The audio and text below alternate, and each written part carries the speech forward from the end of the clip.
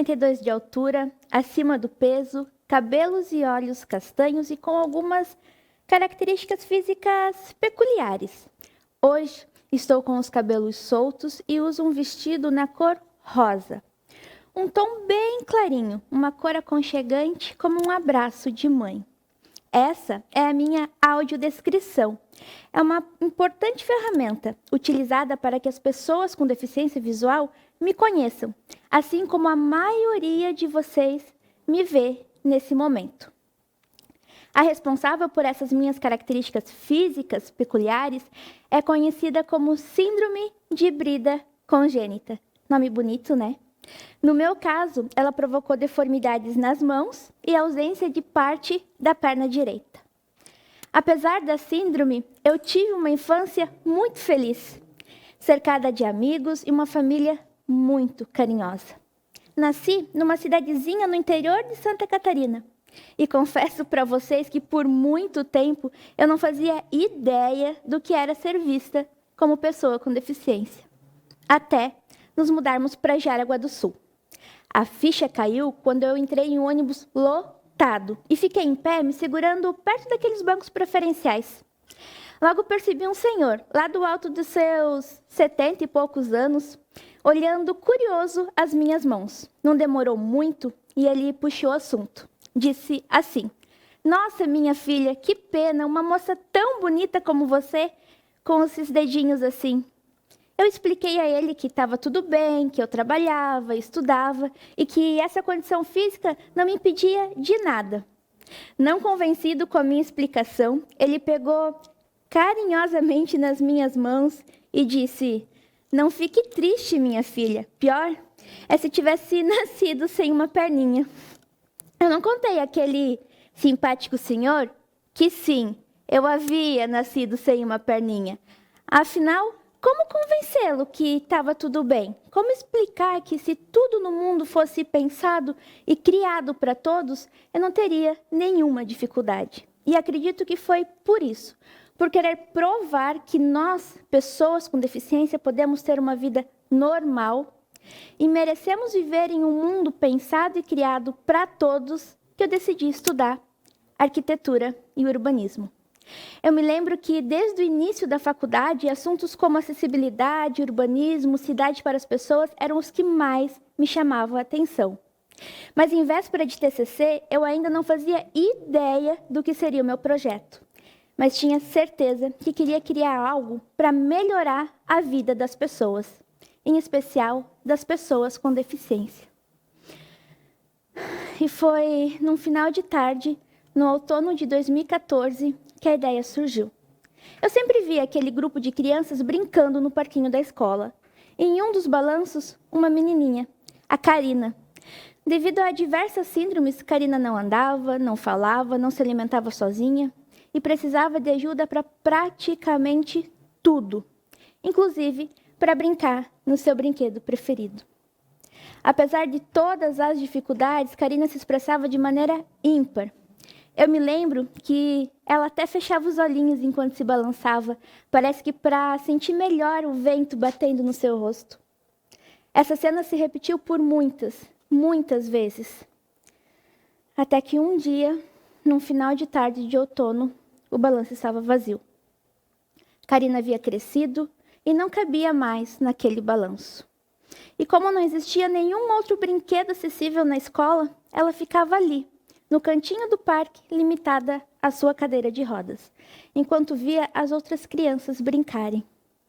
Bom, se isso te parece cruel, imagine a cena na ótica de uma criança que não conseguia entender o porquê de não poder mais brincar com o seu brinquedo preferido.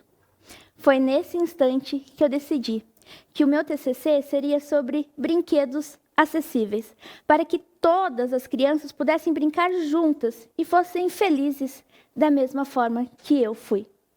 Quando contei para minha orientadora, ela ficou super empolgada com a ideia, mas com uma única palavra ela me fez entrar em pânico. Ela me disse assim: "Eu amei essa ideia, Cris, mas aonde você vai instalar esses brinquedos? Precisa pensar em um espaço acessível, talvez pensar em um grande parque urbano para Jaraguá do Sul." Cara do céu, eu só quero criar brinquedos e não projetar um parque, pensei comigo. Mas como metade da nota do TCC era essa professora quem dava, eu respondi plena. Claro, professor, eu vou estudar a cidade e encontrar o melhor local para instalar os brinquedos. Eu realmente não sabia onde eu estava me metendo. Mas como a minha mãe sempre diz, eu tenho muito mais sorte do que juízo.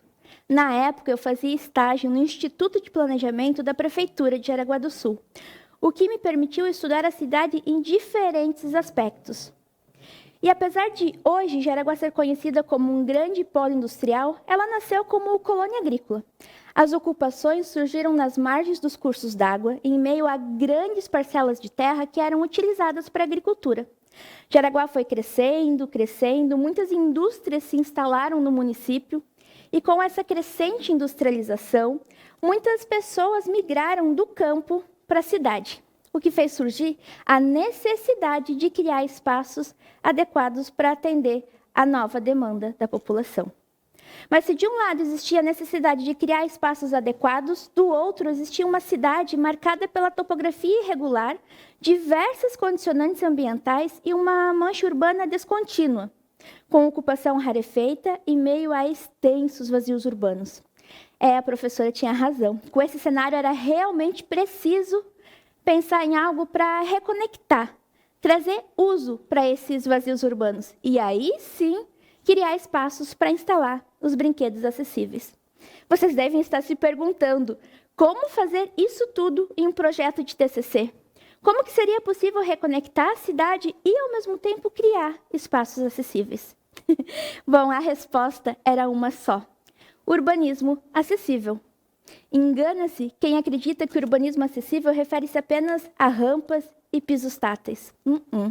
Ele é fruto de um esforço coletivo. É o resultado de pensar a cidade junto com os atores principais, as pessoas. Todas as pessoas, independente da condição física de cada um. Foi então que, unindo a experiência como pessoa com deficiência, a paixão pelo urbanismo e principalmente por acreditar que espaços acessíveis são fundamentais na relação entre as pessoas, que criamos o que na época foi chamado de Parque Linear Ilha da Figueira. O processo foi incrível. Os limites do parque surgiram de forma natural, em meio às montanhas e rios, elementos muito marcantes na paisagem do município. As áreas de preservação permanente foram pensadas como grandes bolsões que acomodam as águas do rio Itapocu em épocas de cheias.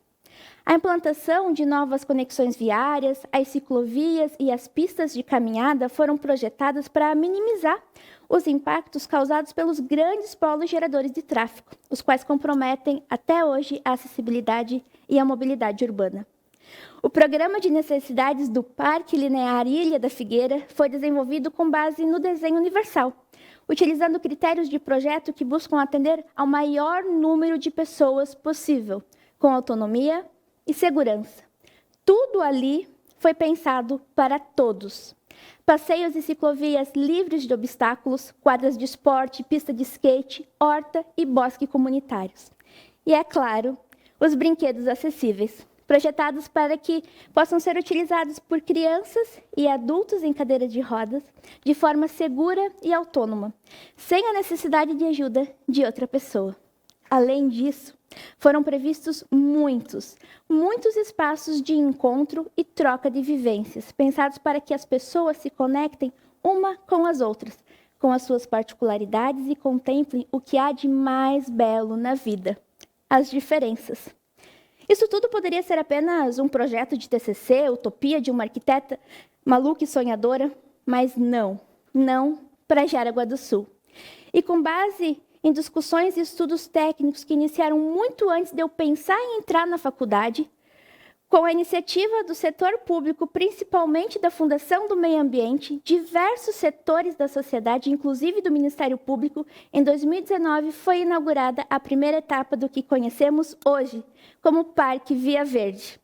Uma área antes desvalorizada, marcada por inundações e restrições ambientais. É hoje um elemento fomentador do crescimento e do desenvolvimento econômico e urbano de Jaraguá do Sul. É verdade que ainda há muito a se fazer para tornar Jaraguá uma cidade para todos, mas um grande passo já foi dado. Hoje, eu sinto que, de alguma forma, esse parque representa a realização de um sonho, sonhado por muitos.